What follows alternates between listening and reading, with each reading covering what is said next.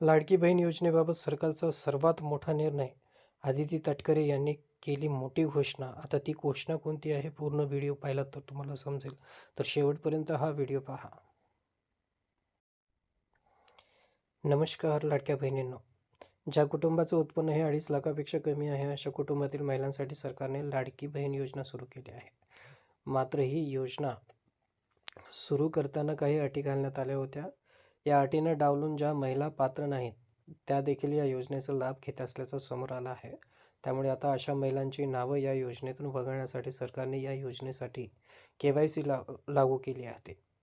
आता इथून पुढे ज्या लाभार्थ्यांची महिलांची KYC असणार त्यांनाच या योजनेचा लाभ मिळणार आहे. समजा एखादी महिला पात्र असूनही जर तिने KYC केली नसेल, तर तिचं नाव या योजनेतून वगळलं जाण्याची शक्यता आहे. दरम्यान आता या योजनेबाबत सर्वात मोठी बातमी समोर आली आहे, ती म्हणजे पुन्हा एकदा या योजनेच्या KYCला मुदतवाढ देण्यात आलेली आहे. आता किती मुदतवाढ वाढली आपण या व्हिडिओमध्ये पाहणार आहोत. तो व्हिडिओ शेवटपर्यंत पहा.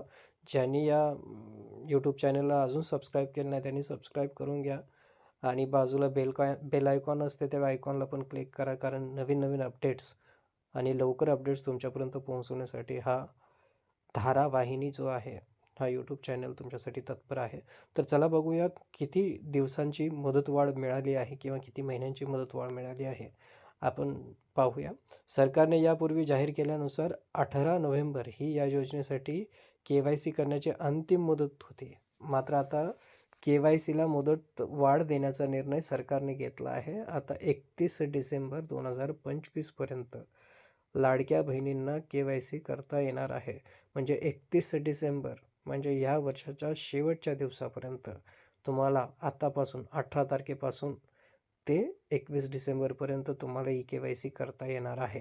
आणि त्याबद्दल मंत्री आदिती तटकरे यांनी घोषणा केली आहे.